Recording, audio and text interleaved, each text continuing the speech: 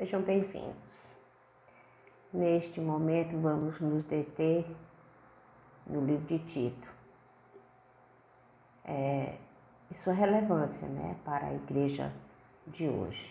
O tema que vamos abordar é presbítero chamado pelo Espírito. Vamos começar com Tito, capítulo 1, versículos 5 e 6. Vamos ao texto sagrado. Diz assim: foi por esta causa que deixei você em Creta, para que pusesse em ordem as coisas restantes, bem como em cada cidade constituíste presbíteros, conforme prescrevi a você. Alguém que seja irrepreensível, marido de uma só mulher, que tenha filhos crentes que não são acusados de devassidão, nem são insubordinados. Este é o texto sagrado. Nas ilhas de Creta havia uma ausência de uma liderança madura, saudável, na fé e na conduta. Por isso Tito havia sido enviado para lá. E em questão disso, Satanás, aproveitou-se para minar o governo da igreja em Creta e corromper a doutrina. Esta era a preocupação do apóstolo Paulo. Algumas pessoas, por motivos ambiciosos, desejavam ser elevados à posição de pastores, portanto voltaram-se contra Tito. Outros, confusos, novos convertidos, aderiam aos seus ensinamentos. E eles continham os ensinamentos de Moisés, segundo os falsos mestres, dando-lhes ouvidos e aplaudindo-os. Os novos convertidos não sabem discernir. Diante dessa dificuldade, o que fazer? Munir a igreja com uma liderança experiente, saudável e cheia do Espírito Santo. Era esta a visão do apóstolo. Quando nós vemos o texto sagrado, vamos a Efésios, voltando um pouquinho, Efésios capítulo 4,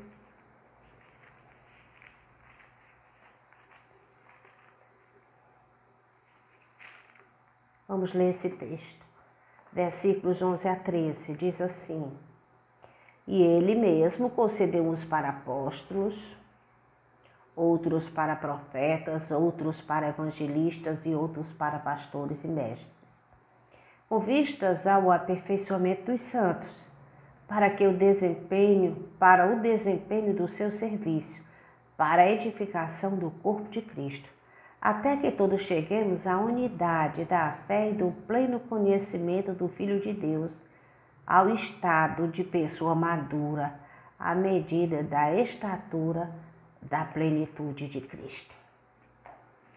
Cristo deseja que sejamos maduros e que cheguemos à plenitude da sua estatura. É um alvo muito grande e muito precioso para as nossas vidas, que o Senhor deseja. E estava havendo dificuldade nas igrejas da ilha de Creta. Em primeiro lugar, para a gente se deter neste assunto, vamos ver o outro lado da questão, os falsos mestres. No capítulo 1, versículo 11 de Tito, está colocado que é preciso fazer que se calem quanto aos falsos mestres, porque andam pervertendo casas inteiras, ensinando o que não deve, com a intenção vergonhosa de ganhar dinheiro. Está inclusive posto a motivação deles. Era um lucro desonesto. Se os presbíteros instituídos por Deus, os professores, os mestres da igreja, são homens chamados pelo Espírito, cheios do Espírito Santo, e recebemos o Espírito Santo quando cremos adequadamente, conforme a sua palavra, cremos no Cristo bíblico, significa que esses falsos mestres tinham dificuldade na compreensão. Sendo assim, não eram nascidos de novo. Se não são nascidos de novo, se não receberam o novo espírito, eles seguem as características culturais de Creta. O coração deles ainda não está voltado para Deus. E as características culturais de Creta são principalmente devassidão moral. E se eles não criam adequadamente, eles são dados a heresias. Uma visão desvirtuada do Evangelho. Mistura do falso com o verdadeiro. Tito, capítulo 1, versículo 10 a 16, vai fazer um relato da presença deles, como as coisas estavam lá nas igrejas de Creta. Vamos ao texto. Porque existem muitos, especialmente os da circuncisão, que são insubordinados. Falam coisas sem sentidos e enganam os outros. É preciso fazer com que se calem, porque andam pervertendo casas inteiras, ensinando o que não devem, com a intenção vergonhosa de ganhar dinheiro. Foi um dos cretenses, um próprio profeta deles, que disse: os cretenses são sempre mentirosos, feras terríveis, comilões, preguiçosos. Esse testemunho é verdadeiro, portanto, repreendam-os severamente, para que sejam sadios na fé e não se ocupem com fábulas judaicas, nem com mandamentos de gente que se desvia da verdade. Todas as coisas são puras para os puros, mas para os impuros e descrentes nada é puro, porque tanto a mente como a consciência deles estão corrompidos. Afirmam que conhecem a Deus, mas o negam. Por isso, o negam por meio do que fazem. É por isso que são abomináveis, desobedientes e reprovados para qualquer boa obra, para o ministério. É sobre isso que está falando. As seitas judaicas que estavam instaladas na igreja, nós vamos ver isso, estamos percebendo no texto, elas tinham um conceito de santidade distorcido. Elas se detiam nas cerimônias externas. No versículo 10 fala sobre a circuncisão e que eles estavam enganando a igreja. Tendo em vista que não tinha o Espírito Santo, então eles precisavam colocar a santidade, a questão da religião, porque na realidade é uma santidade distorcida, e como o Espírito Santo é quem opera isso no crente, naquele que cria adequadamente, então eles eram destituídos disso, eles iam para as cerimônias externas. O rito da circuncisão havia sido estabelecido bem antes, desde Abraão, como um símbolo, um pacto da velha aliança. Agora a circuncisão é no coração, é pertencer a Deus de coração, no interior. Eles faziam distinção entre os alimentos. O versículo 12 diz que eles eram comilões, eles eram preguiçosos. Por que comilões? Eles se envolviam, em bebedices, comiam muitas coisas, mas exigiam dos irmãos a distinção dos alimentos e a pureza na alimentação. É comum no judaísmo, consta na lei de Moisés, na antiga aliança, para distinguir o povo de Deus dos outros povos, havia os alimentos puros e os impuros. E eles só comiam alimentos puros, para distingui-lo, para eles perceberem, educando-os na percepção de que eles não pertenciam e não eram iguais às demais nações. Agora a circuncisão é no coração. Então, o conceito de santidade das heresias lá ligadas ao judaísmo, tendo em vista que a cidade tinha muitos judeus, era dedicado, se voltava para as cerimônias externas de distinção de alimentos, principalmente.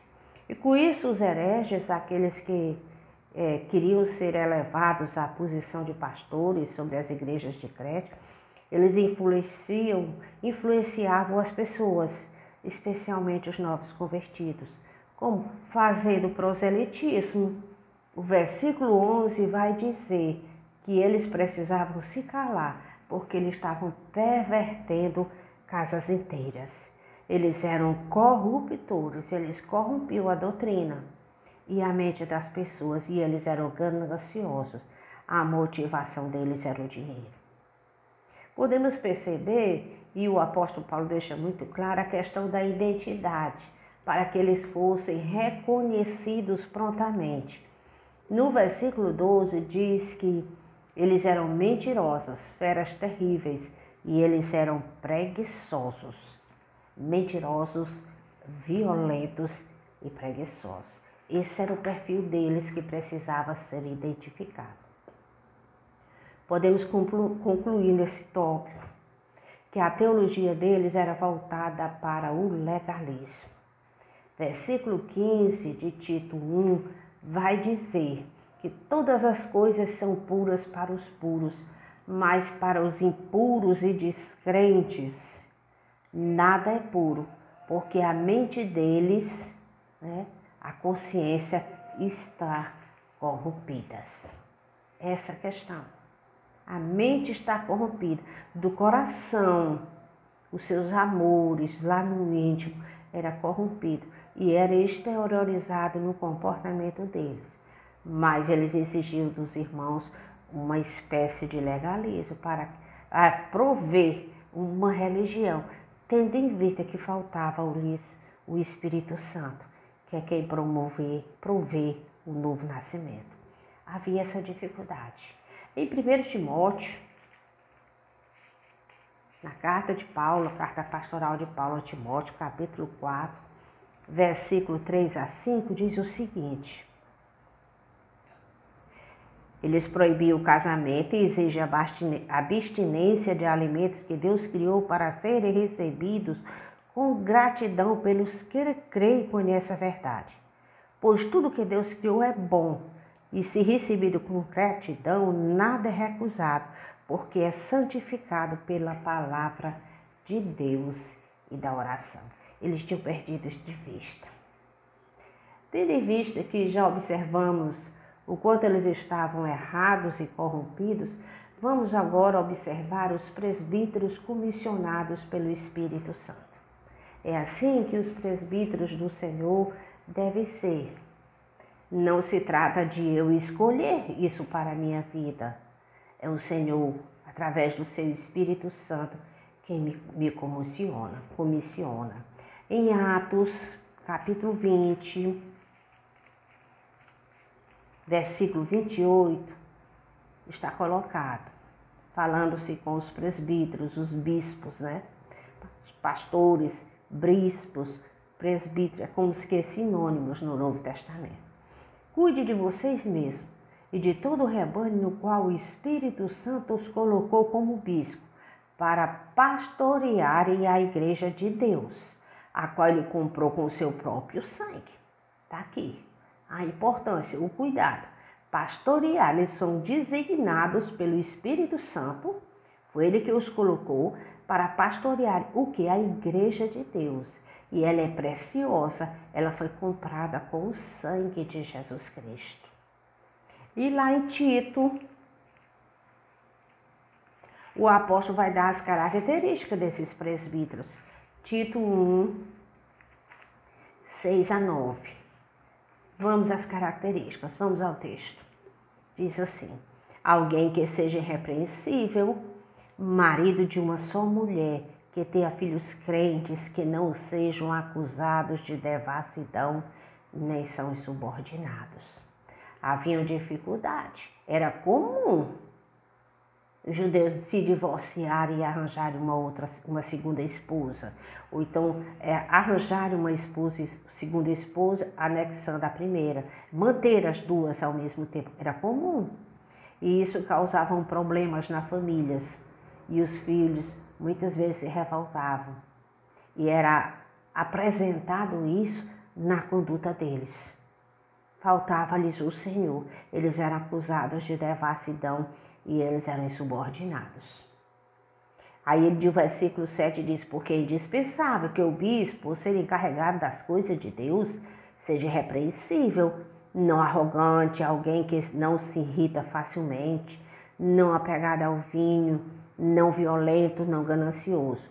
Pelo contrário, o bispo deve ser hospitaleiro, amigo do bem, sensato, justo, piedoso, deve ter domínio de si, ser apegado à palavra fiel que está de acordo com a doutrina, para que possa exortar pelo reto ensino e convencer os que contradizem esse ensino. Essas são as recomendações para o bispo comissionado pelo Espírito Santo. Vamos primeiro parar um pouquinho no que não deve ser. O presbítero comissionado pelo Senhor não deve ser arrogante, muito egocêntrico, voltado para as suas coisas. Só ele tem razão. Não. Ele não pode ser assim. Ele não pode ter temperamento irascível. Uma pessoa que é fogo de palha. Não persevera em nada. Não pode ter ira crônica. Tem gente que se zanga, se ira e vai sobre os outros por qualquer coisa. Não pode. Não pode ser dada ao vinho. A Escritura não proíbe o uso do álcool, do vinho, especificamente do vinho. É cultural, é uma bebida cultural no Oriente, muitas vezes usada até como remédio naqueles dias. Mas a Escritura claramente deixa claro sobre os perigos dessa bebida. Em Provérbios, capítulo 23, vamos ao livro de Provérbios.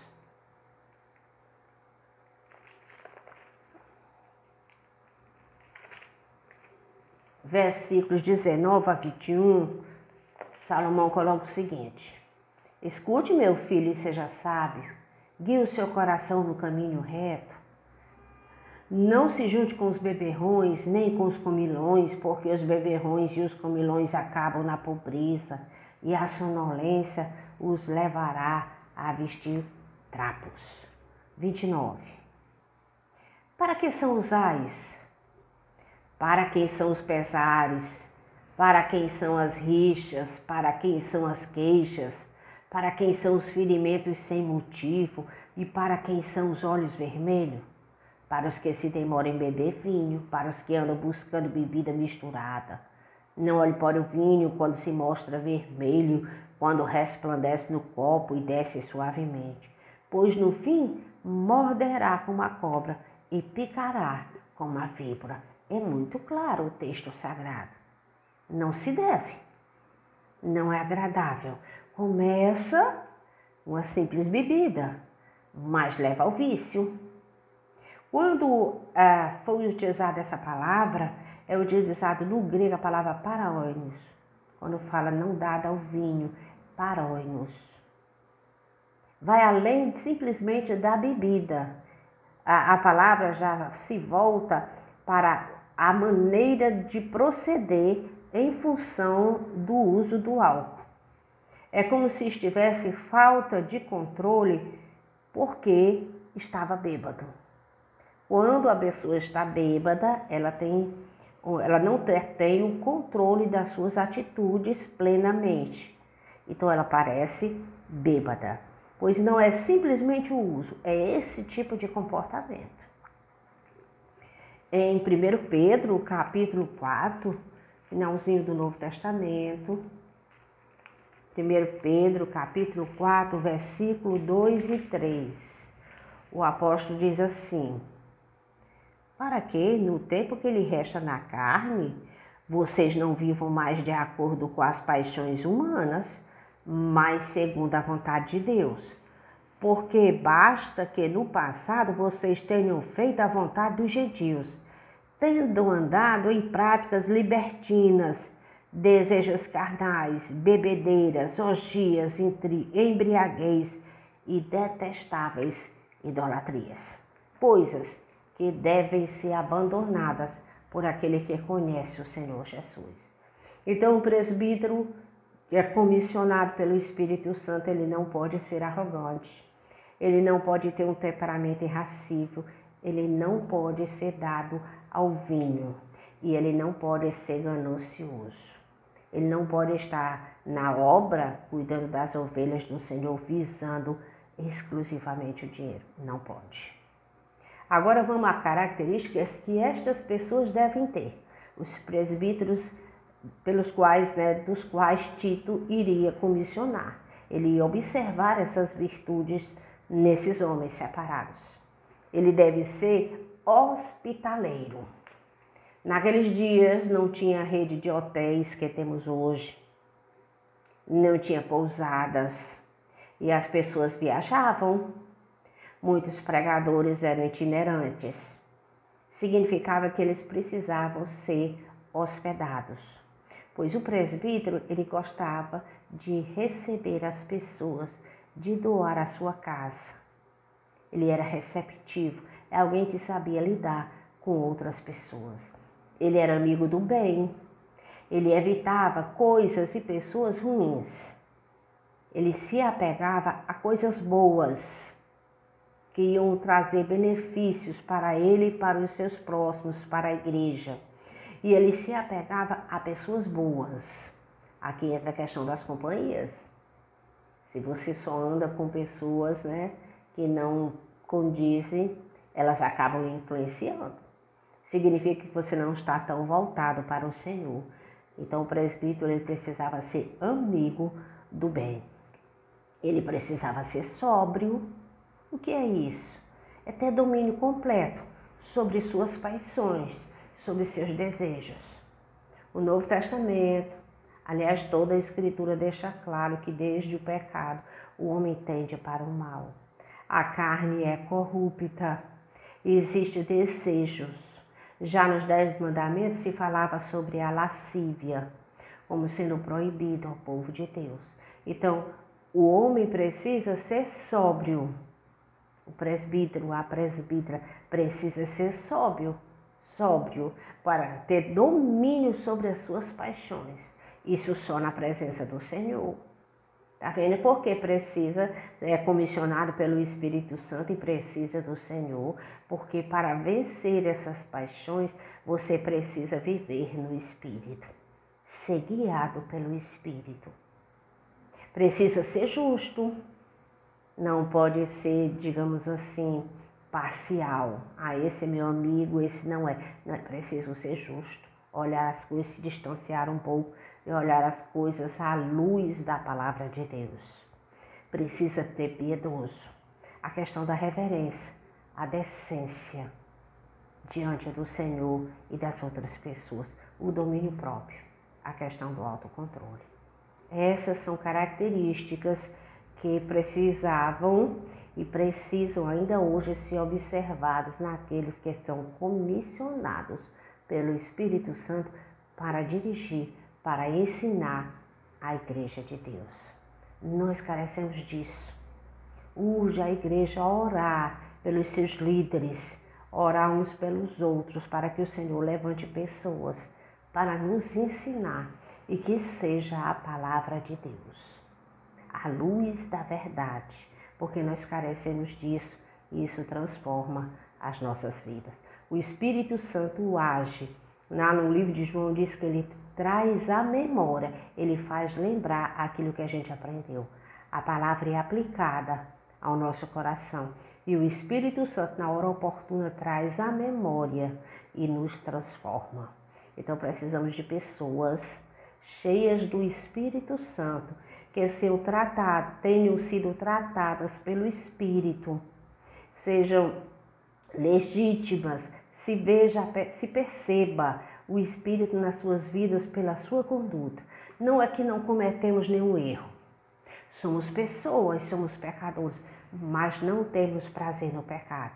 Estamos diante do Senhor e da sua palavra, da oração, constantemente, buscando e pedindo perdão pelos nossos pecados e pedindo que o Senhor nos liberte completamente, área por área das nossas vidas.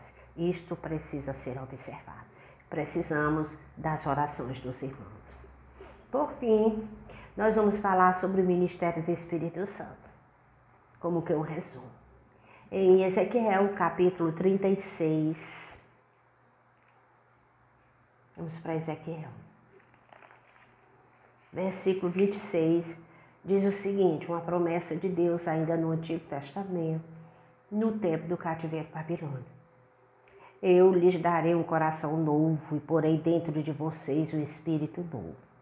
Tirarei de vocês o coração de carne e lhes darei um coração, tirarei de vocês o coração de pedra e lhes darei um coração de carne. Porei dentro de vocês o meu espírito e farei com que andem nos meus estatutos, guardem e observem os meus juízos. Os israelitas tinham dificuldade de cumprir a lei do Senhor. E há essa promessa. Vai chegar o dia em que vocês vão retornar, vão estar diante de mim. E eu vou tirar esse coração de pedra, vocês são endurecidos. E vou lhes dar um coração de carne, um novo coração. Um espírito voltado para a obediência. E como é que vai se dar isso? Eu vou colocar dentro de vocês o meu espírito. E se cumpriu no Novo Testamento, lá no Pentecoste. Aleluia! Jesus, em João capítulo 3, conversando com Nicodemos. João capítulo 3, versículo 5 diz o seguinte. Jesus respondeu, em verdade lhe digo, quem não nascer da água e do Espírito não pode entrar no reino de Deus. Aqui, reino dos céus, reino de Deus, água e Espírito. Se nós formos para João capítulo 15, versículo 3, a Escritura explica a própria Escritura. Nós vamos encontrar outra afirmação de Jesus e ele vai dizer, vocês já estão limpos por causa da palavra que eu vos tenho falado. Limpos pela palavra, é a água. A palavra é a água. A palavra discerne, separa o que agrada a Deus e o que não agrada. O que o Senhor deseja para as nossas vidas e o que nos faz bem. Então, a regeneração, quando o Espírito vem sobre nós, a palavra trabalha e o Espírito transforma o coração. E aqui se dá a regeneração, também chamada de novo nascimento. E lá em João 15, 3, que nós lemos, fala limpos, como? Pela palavra, através da pregação da mensagem e os presbíteros que pregam. Isso não é simplesmente para aqueles que ministram, mas é para toda a igreja. Isso é o ministério da igreja. Espera-se do povo de Deus o fruto do Espírito, especialmente dos que ministram. Mas não é desculpa para o corpo da igreja não ser da mesma forma. Precisamos, todos temos o Espírito Santo. A palavra de Deus diz, se você não tem o Espírito, você não pertence à igreja do Senhor. Se você tem o Espírito, vamos amadurecer, ouvir a palavra, participar das coisas, aqueles meios que o Senhor proveu para as nossas vidas. E o Espírito faz tudo em todos, especialmente nos que lhe pertencem.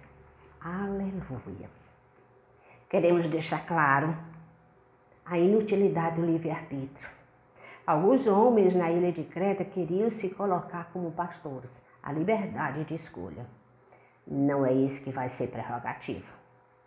Se nós formos, nos detivermos em Romanos, capítulo 3, versículo 9 a 12, a Escritura vai deixar claro que todos se corromperam, todos se extraviaram. Você se extraviou, se corrompeu nas suas ações, mas o seu coração anteriormente já estava corrompido, a sua mente também. Então o livre-arbítrio não vai funcionar, porque ele tende para o mal. É por isso que o Senhor prometeu em Ezequiel 36 o novo coração. É por isso que é a promessa. Também a inteligência.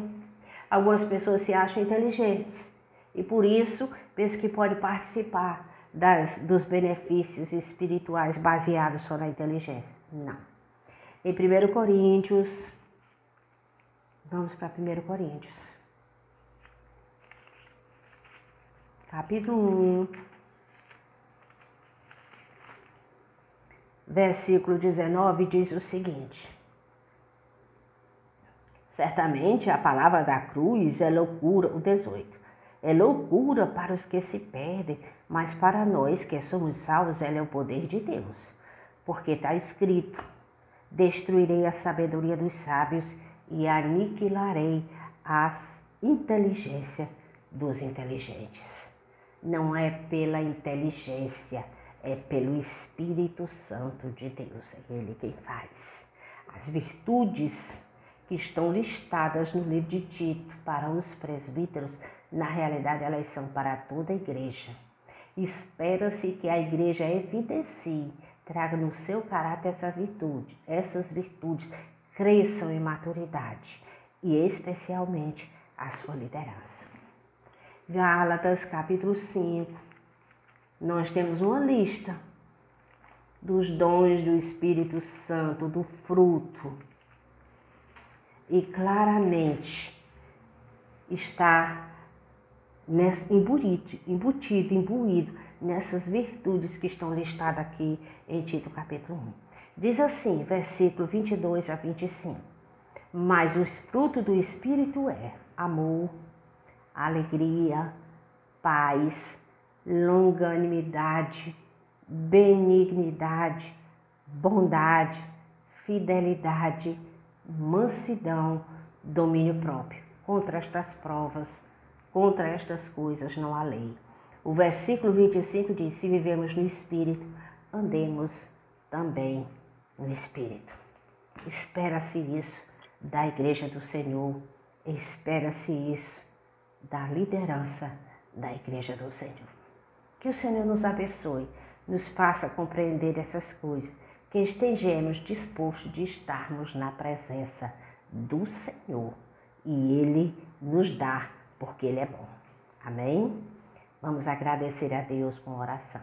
Obrigada, Jesus, por isso. Muito obrigada. Que o Teu Espírito aplique a palavra nos corações. Venha prover para o Teu povo o fruto do Espírito e para a Tua liderança. Que haja líderes saudáveis na fé e na conduta. Que a igreja seja saudável na fé e na conduta. E que as próximas gerações, assim como nós, sejam supridas na Tua graça. Em nome de Jesus. Amém. Aleluia. Deus abençoe e até o próximo.